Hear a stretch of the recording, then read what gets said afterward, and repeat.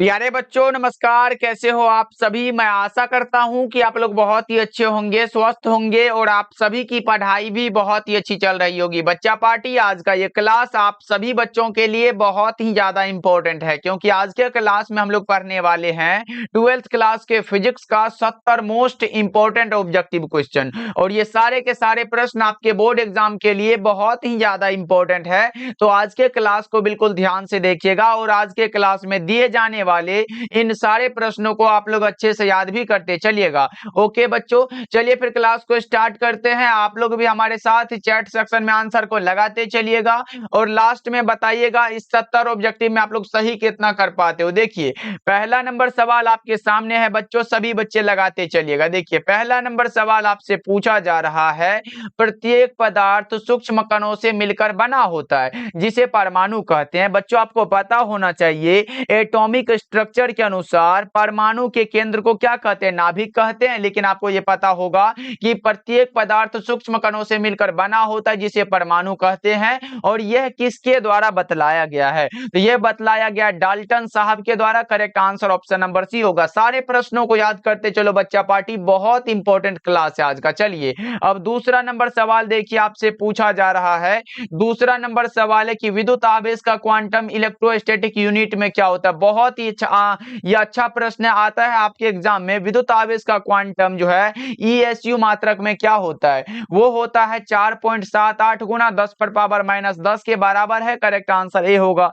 2 का क्या होगा बच्चों, ऑप्शन नंबर ए बिल्कुल ही सही आंसर हो जाएगा। और बच्चा पार्टी आप लोगों के लिए एक इंपॉर्टेंट बात यह है कि अगर आप लोग अभी तक कुछ भी नहीं पढ़े हो, चाहे वो फिजिक्स हो, केमिस्ट्री हो या फिर बायोलॉजी हो, उसका अगर नोट्स लेना चाहते हो, उस नोट्स में सिर्फ और सिर्फ इंपॉर्टेंट क्वेश्चन को दिया गया है जो आपके बोर्ड एग्जाम में 100% आएगा। तो बच्चों उस नोट्स के लिए आप 70 70 82 16 85 नंबर पे कॉल करिएगा कि सर हमें 199 वाला फिजिक्स केमिस्ट्री और बायोलॉजी का इंपॉर्टेंट क्वेश्चन का नोट्स चाहिए, तो आपको दे दिया जाएगा बच्चा पार्टी। इसलिए जरूर कॉल करिएगा। सारे प्रश्नों को इंपॉर्टेंट वो PDF में दिया गया है, तो आप लोग जरूर लीजिएगा, क्योंकि लास्ट टाइम में पढ़ के आप लोग अच्छे मार्क्स ला सकते हो। चलो आगे बढ़ते हैं। तीसरा नंबर सवाल देखो।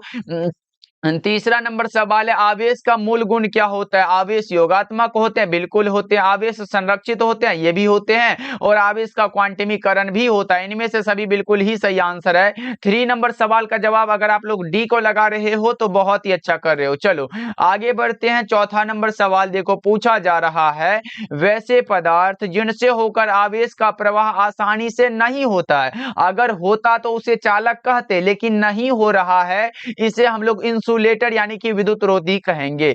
करेक्ट आंसर क्या होगा, ऑप्शन नंबर बी बिल्कुल ही सही आंसर हो जाएगा।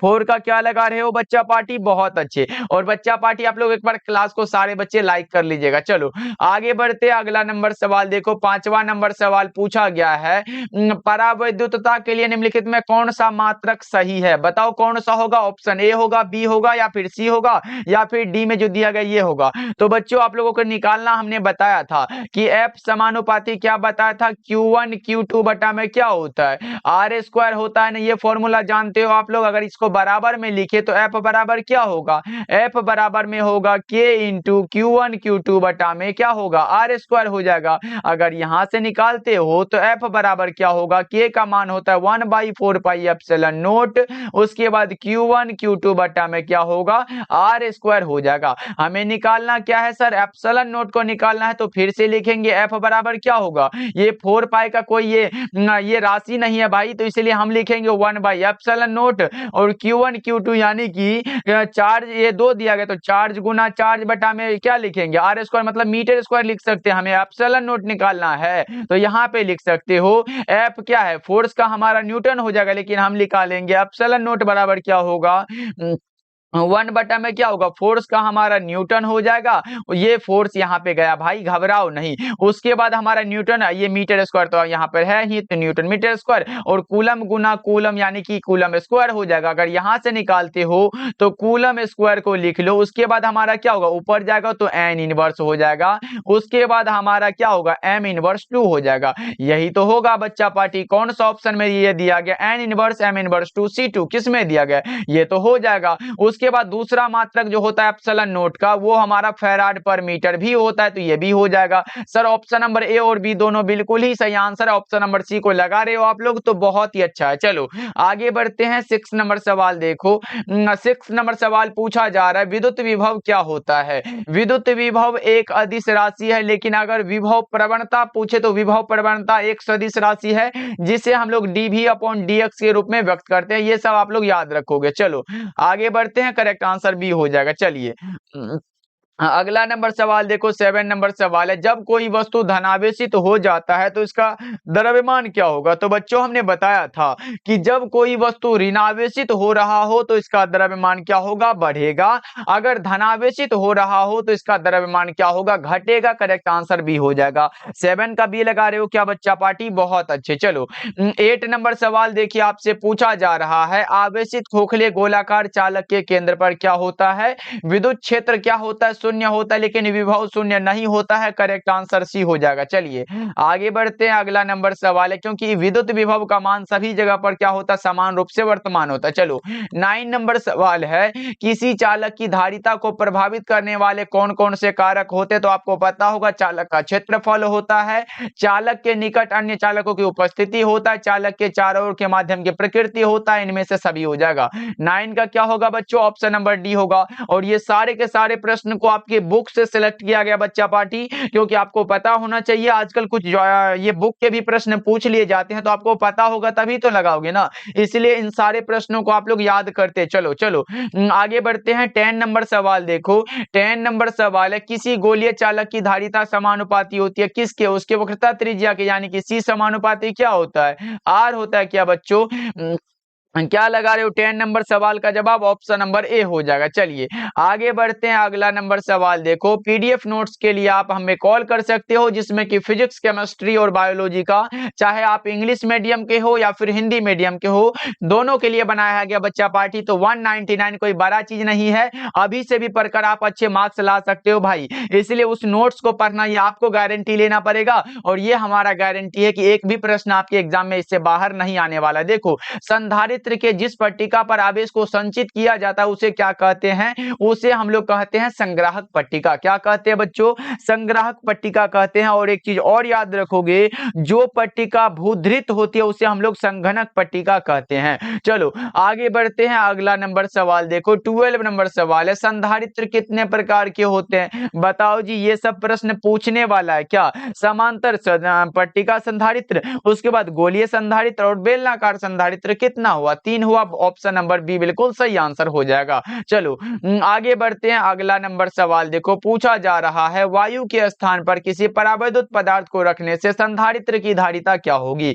वायु के स्थान पर किसी परावैद्युत पदार्थ को रख देने पर संधारित्र की धारिता सीधे रूप से बढ़ जाती है। 13 नंबर सवाल का जवाब ए हो जाएगा।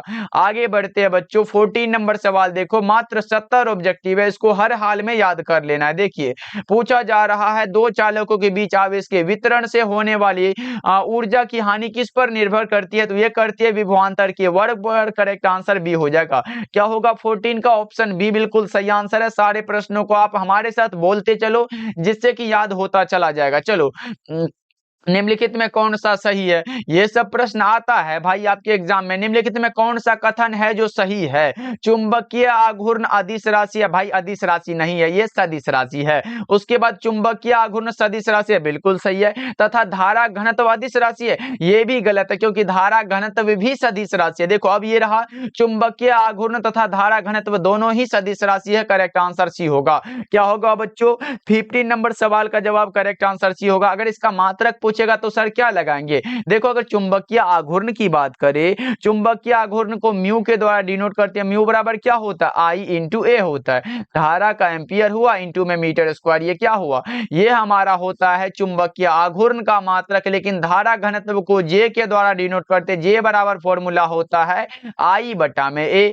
धारा का हम लोग धारा लिखते हैं, और एरिया का क्या होगा भाई, मीटर स्क्वायर होगा। अगर यहां से निकालते हैं तो एम्पियर मीटर इनवर्स टू, यानी कि देख देख रहे हो धारा घनत्व में सिर्फ माइनस लगा है, इसमें कोई माइनस लगा नहीं है। तो बच्चों दोनों को याद रखना, चुंबकीय आघूर्ण पूछे तो ये लगाना, उसके बाद अगर धारा घनत्व के लिए मात्रक पूछे तो ये लगा देना, याद रहेगा ना, स्क्रीनशॉट ले लो आप लोग। चलो 16 नंबर सवाल देखो, पूछा जा रहा है क्या, किसी चालक का विशिष्ट प्रतिरोध बढ़ता है किसके बढ़ने से, तापमान के बढ़ने से। किसके बढ़ने से बच्चों, तापमान के बढ़ने से। करेक्ट आंसर ए हो जाएगा। चलिए आगे बढ़ते हैं, 17 नंबर सवाल देखो, निर्वात का परावैद्युत सामर्थ्य क्या होता है। निर्वात का परावैद्युत अगर सामर्थ्य पूछे तो अनंत लगाना, परावैद्युत स्थिरांक पूछे तो 1 लगाना।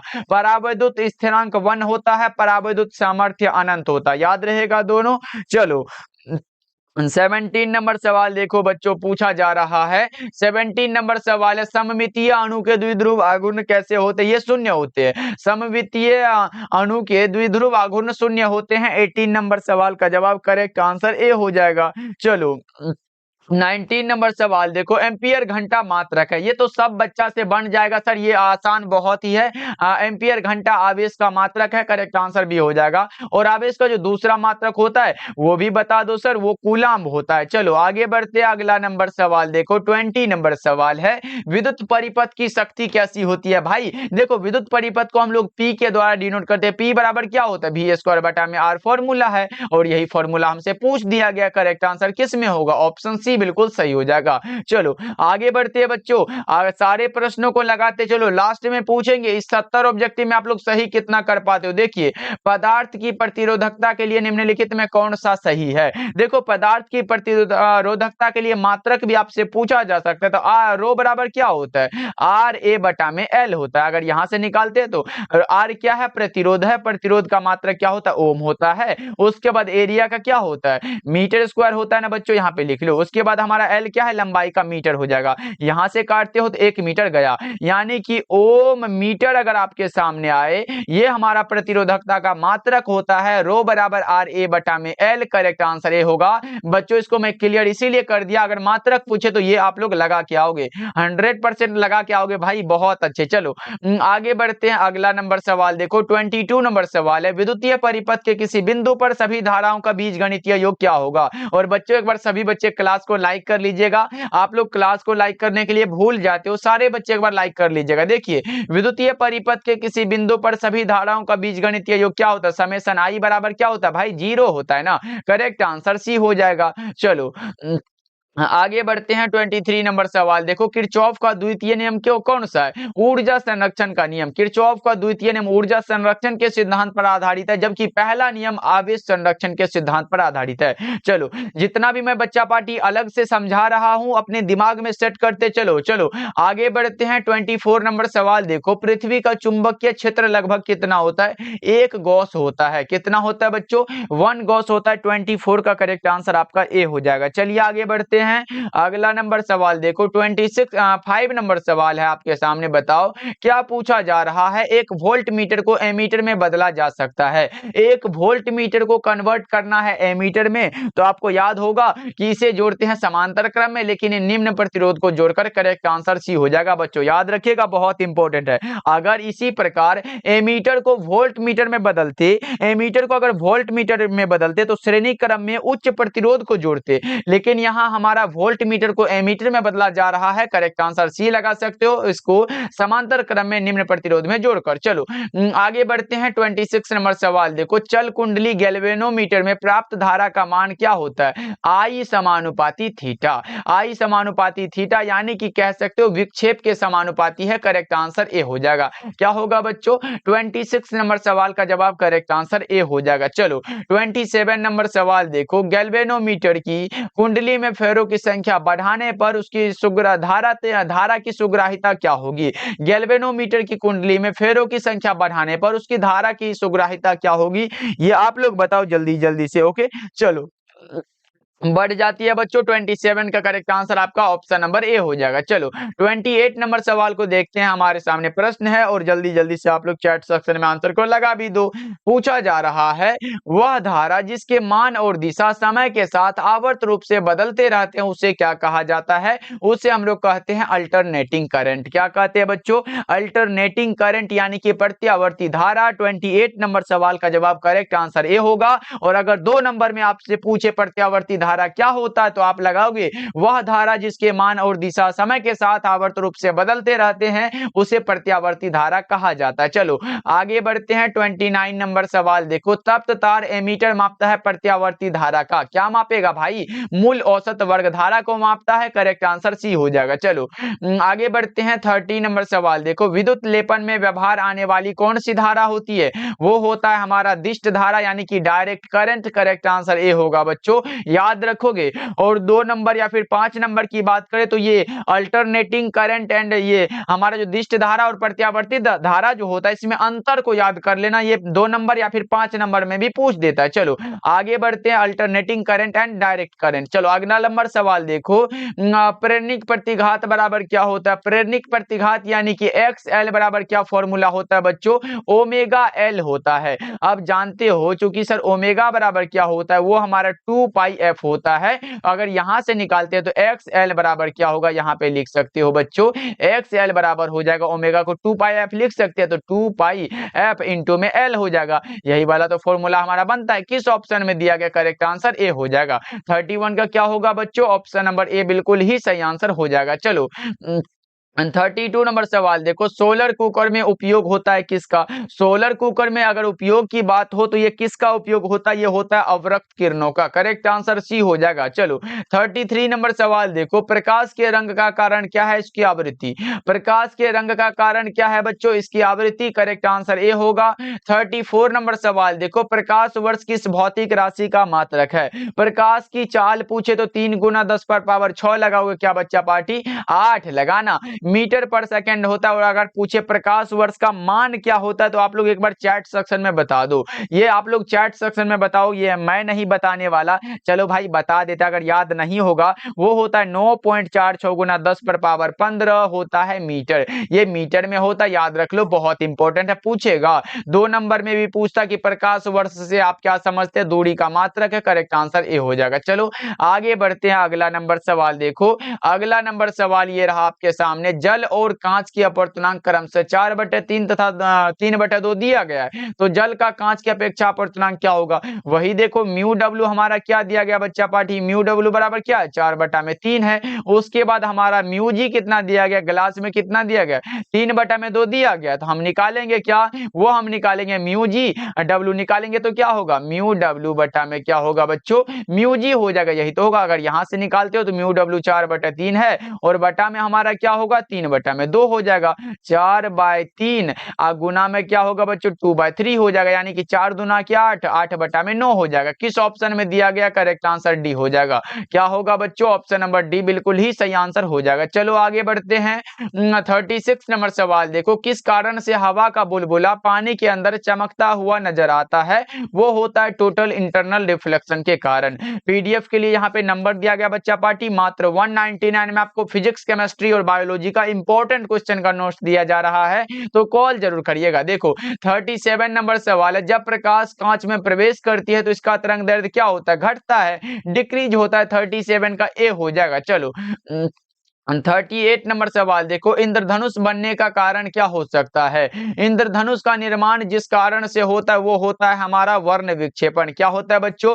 वर्ण विक्षेपण। 38 का ऑप्शन नंबर बी हो जाएगा। चलिए 39 नंबर सवाल देखो, 10 सेंटीमीटर फोकस दूरी के उत्तर लेंस की क्षमता क्या होगी? 10 सेंटीमीटर है तो पी बराबर क्या पढ़ा है हम लोगों ने? 100 बाई फोकस दूरी। हमारा फोकस दूरी कितना है? तो 100 बाई, उसके बाद हमारा 10 दिया गया है बच्चों। यहाँ पे उत्तल लेंस, इसलिए ये धनात्मक में होगा फोकस दूरी। पूछा जाएगा तो आप लोग लगा क्या होगे, उत्तल लेंस की जो फोकस दूरी होती है वो धनात्मक होती है, अवतल लेंस की ऋणात्मक होती है। तो हमारा उत्तल में है तो ये क्या हो जाएगा, प्लस में हो जाएगा, तो प्लस लिख भी सकते हो, 10 दहीन के 100 यानी कि 10 डायोप्टर करेक्ट आंसर भी हो जाएगा। ये प्लस में क्यों, क्योंकि ये उत्तल लेंस है। चलो आगे बढ़ते हैं, अगला नंबर सवाल देखो। अवतल लेंस की क्षमता क्या होती है, तो जस्ट हमने बताया कि उत्तल लेंस की क्षमता धनात्मक और अवतल लेंस की ऋणात्मक होती है। करेक्ट आंसर आपका ऑप्शन नंबर बी हो जाएगा 40 का। चलो आगे बढ़ते हैं, 41 नंबर सवाल देखिए। दृष्टि दोष कितने प्रकार के होते हैं, दृष्टि दोष हमारे 4 प्रकार के होते हैं। कौन कौन से सर, निकट दृष्टि दोष, दीर्घ दृष्टि दोष, जरा दृष्टि दोष और अबिंदुकता। कितना हुआ, 4 प्रकार के। करेक्ट आंसर सी हो जाएगा। ये सब आसान आसान प्रश्न है, आप लोगों से अगर पूछ दिया जाए तो गलत करके बिल्कुल भी नहीं आओगे। चलो आगे बढ़ते हैं, 42 नंबर सवाल देखो बच्चों। 42 नंबर सवाल है, सामान्य नेत्र के लिए निकट बिंदु लगभग कितना होता है। निकट बिंदु की बात हुआ हो बच्चा पार्टी तो वो हमारा 25 सेंटीमीटर होता है।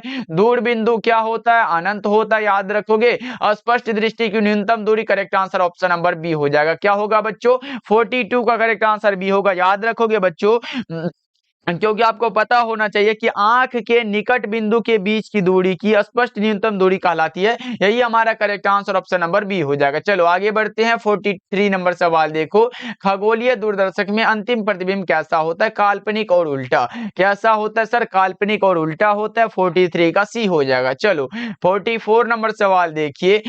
44 नंबर सवाल है, किसी वस्तु का प्रतिबिंब नेत्र के किस भाग पर बनता है। कौन सा भाग है, तो वो रेटिना पर बनता है। लेकिन बच्चों अगर आपसे पूछे कि मनुष्य की आंख के रेटिना पर बना हुआ प्रतिबिंब कैसा होता है, वो वास्तविक और उल्टा होता है। कैसा होता है, वास्तविक और उल्टा, आप लोग याद रखोगे। चलो आगे बढ़ते हैं, 45 नंबर सवाल देखो।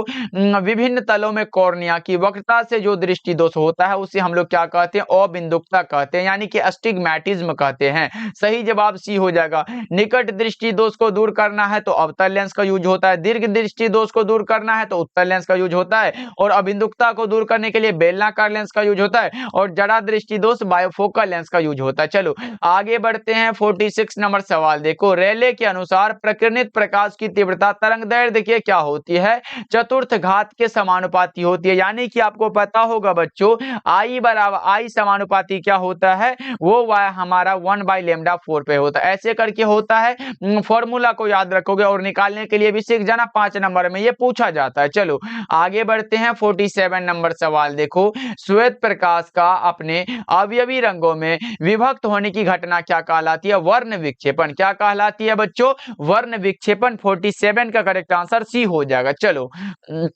आगे बढ़ते अगला नंबर सवाल देखो। 48 नंबर सवाल है, न्यूटन के कणिका सिद्धांत का प्रतिपादन कब किया गया। न्यूटन के कणिका सिद्धांत का प्रतिपादन ये न्यूटन साहब ने कब किया है, ये आप लोग बताओगे। ये किया था 1675 ईस्वी में। करेक्ट आंसर सी होगा 48 का। चलो आगे बढ़ते अगला नंबर सवाल देखो। 49 नंबर सवाल है, हाइगेंस के द्वारा दिया गया है कौन सा। देखो अगर द्रव्य तरंग सिद्धांत की बात करें, ये दिया गया है कौन सा बच्चों, ये दिया गया है डी ब्रोगली साहब के द्वारा। उसके बाद अगर बात किया गया हो तरंग सिद्धांत, तो ये दिया गया है हाइगेंस साहब के द्वारा बच्चों। और अगर कणिका सिद्धांत की बात करें तो ये दिया गया है न्यूटन साहब के द्वारा, और क्वांटम सिद्धांत दिया गया है मैक्स प्लांक के द्वारा। अब कौन सा ऑप्शन हो जाएगा सही, करेक्ट आंसर बी हो जाएगा। क्या होगा बच्चों, ऑप्शन नंबर बी बिल्कुल ही सही आंसर हो जाएगा। और जितना मैं बताया हूं इसको भी आप लोग याद रखोगे। चलो आगे बढ़ते अगला नंबर सवाल देखो। 50 नंबर सवाल है, इनमें कौन विद्युत क्षेत्र में विक्षेपित नहीं होता है। विद्युत क्षेत्र में विक्षेपित अगर नहीं हो रहा हो तो वो हमारा गामा किरण होगा, अगर होने वाला होता तो वो कैथोड किरण हो जाता। ये भी आप लोग याद रखोगे। चलो अगला नंबर सवाल देखो। 51 नंबर सवाल है, रेडियो सक्रियता की इकाई क्या होती है। वही वाला क्यूरी हो गया, और दूसरा क्या होता है, बेकरल होता है। ये भी आप लोग याद रखोगे। चलो आगे बढ़ते अगला नंबर सवाल देखो। 52 नंबर सवाल है, निम्नलिखित में किसे विभाजित नहीं किया जा सकता है। विभाजित अगर नहीं किया जा सकता है तो वो फोटोन होता है।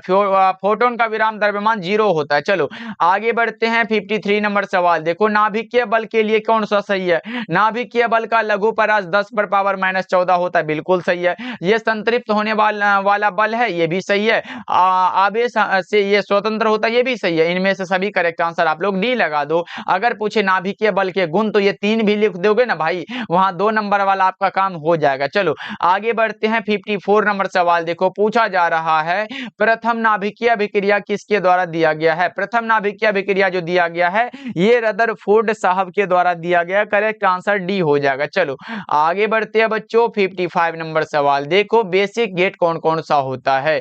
बेसिक गेट एंड और नोट। कौन सा? एंड और नोट। एंड के लिए अगर व्यंजक पूछे तो a इंटू बी बराबर क्या होता है? y होता है।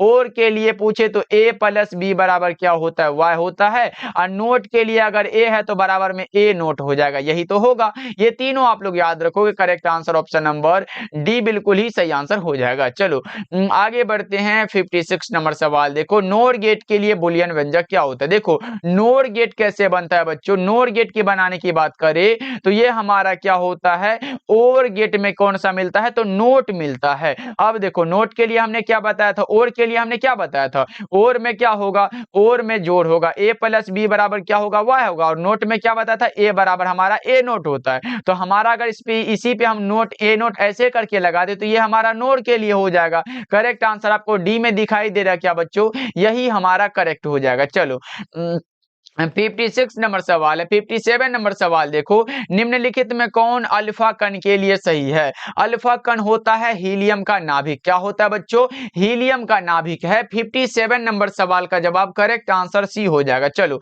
58 नंबर सवाल को देखिए तो हमारे सामने ऐसा प्रश्न आ चुका है कि अर्धचालक में वर्जित ऊर्जा अंतराल की चौड़ाई लगभग कितनी होती है। और यह प्रश्न बहुत इंपॉर्टेंट है बच्चा पार्टी, क्योंकि यह प्रश्न अब की बार भी आपके बोर्ड एग्जाम में आया हुआ है। इसको याद रखोगे। अगर पूछे इसके वर्जित अंतराल की चौड़ाई लगभग कितनी होती है तो 1 electron volt. Correct answer A हो जाएगा। चलो आगे बढ़ते हैं। अगला नंबर सवाल देखो, पूछा जा रहा है दशमलव अंक पद्धति की संख्या 26 का द्विआधारी में क्या होगा। द्विआधारी निकालना, 26 का निकाल लो ना। 2 से लगाते चलो, 13 दूना के 26 होता, शेष 0 बचा, लिख दो। उसके बाद 2 से लगाओ, 6 दूना के 12, शेष 1 बचा। उसके बाद फिर 2 से लगाओ, 3 दूना के 6, शेष 0 बचा। फिर 2 से लगा दो, 2 एकम 2, और शेष कितना बचा, 1 बचा। देख लो किस में दिया गया, 1 1 0 1 0। ऐसे 1 1 0 1 0, ये वाला ऑप्शन में कौन सा दिया गया। करेक्ट आंसर हमारा ऑप्शन नंबर ए हो जाएगा 59 का बच्चों। चलो आगे बढ़ते हैं। ये सब आसान आसान प्रश्न आप लोग निकाल सकते हो। देखो आपके सामने ये रहा प्रश्न, बता दो यदि किसी तर्क द्वार का निर्गम हुआ है उसके दोनों निवेशों यानी कि a इंटू बी के गुना से प्राप्त होता है तो वो कौन सा द्वार है। यानी कि a इंटू बी बराबर अगर y हो रहा हो तो ये किसके लिए होता है भाई। तो ये हमने बताया कि सर ये एंड गेट के लिए होता है। किसके लिए होता है, एंड गेट के लिए। तो देख रहे हो कितना आसान सा ये क्वेश्चन। बड़ा देख के भाई घबरा मत जाना, एकदम पढ़ के बनाओ ना, सारा कुछ बन जाएगा। चलो जी आगे बढ़ते हैं। और जो बच्चे नोट्स ले लिए हो भाई, मैं यही बार बार अनुरोध करूंगा कि उस पीडीएफ को आप लोग एग्जाम तक में कैसे भी करके खत्म कर लो। उसके बाद भाई एकदम तहलका मचा दोगे आप लोग। चलो आगे बढ़ते हैं। 61 नंबर सवाल देखो, सोडियम का दहली तरंग दैर्ध्य कितना होता है। सोडियम के लिए पूछा गया आप लोगों से। ये सभी भाई आसान आसान है, जल्दी से लगा दो ना। सोडियम के लिए क्या होता है, 540 नैनोमीटर हो जाता है। चलो आगे बढ़ते हैं। 62 नंबर सवाल देखो, गैसीय चालकता तब प्रदर्शित करती है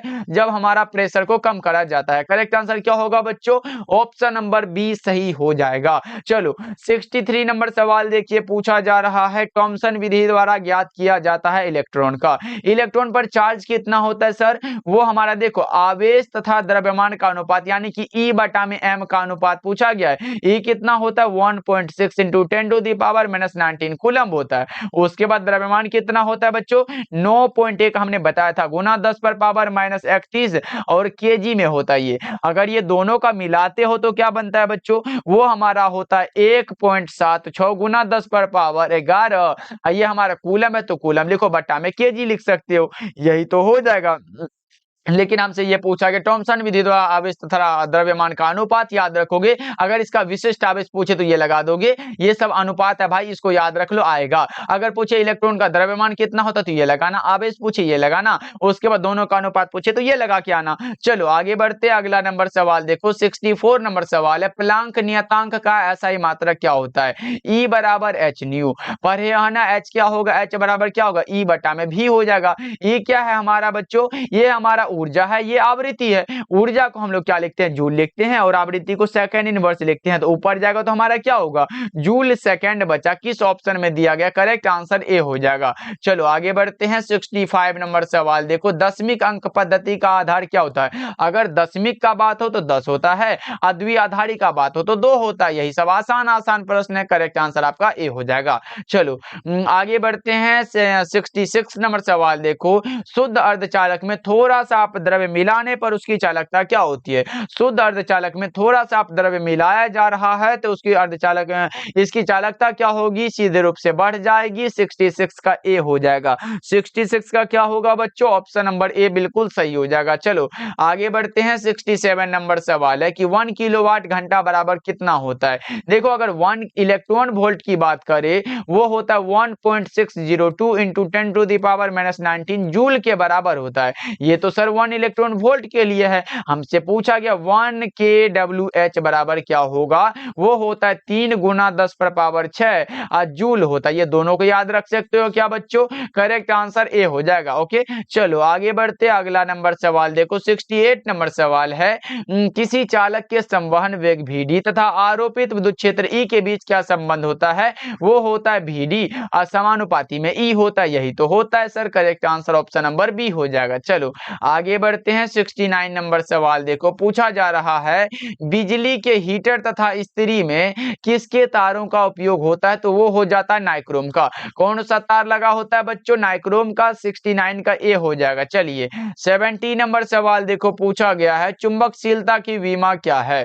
चुंबकशीलता की विमा क्या हो सकती है, ये आप लोग बताओगे। 70 नंबर सवाल का जवाब बहुत अच्छे बच्चों। चलो चुंबकशीलता के लिए आप लोगों ने क्या पढ़ा होगा सर, म्यू बराबर क्या होता है, B/H होता है। ये फॉर्मूला तो भाई याद रख लो। अगर इसके मात्रक की बात करें तो वो हमारा क्या होता है बच्चों, न्यूटन बटा में एम्पियर स्क्वायर होता है। क्या होता है, यहाँ पे लिख भी दे रहा हूँ, न्यूटन बटा में एम्पियर स्क्वायर होता है। अगर यहाँ से करते हो तो न्यूटन का क्या होता है विमा, न्यूटन का होता है MLT इनवर्स 2 बटा में एम्पियर है तो एम्पियर का ऐसे स्क्वायर के लिख सकते हो। यानी कि आप लिखोगे MLT इनवर्स 2, यानी कि ये धारा है तो धारा को एम्पियर में लिखोगे, उसके बाद ये ऊपर जाएगा तो माइनस में, यानी कि -2 हो जाएगा। MLT -2 I-2 किस में दिया गया है, करेक्ट आंसर आपका ऑप्शन नंबर बी में दिया गया है। करेक्ट आंसर आपका बी हो जाएगा। चलो जी अब हमारा क्लास हुआ पूरा बच्चा पार्टी। अब बता दो क्लास आप लोगों को कैसा लगा। सारे बच्चे चैट सेक्शन में चैट करके बता देना कि सर क्लास आज का कैसा लगा।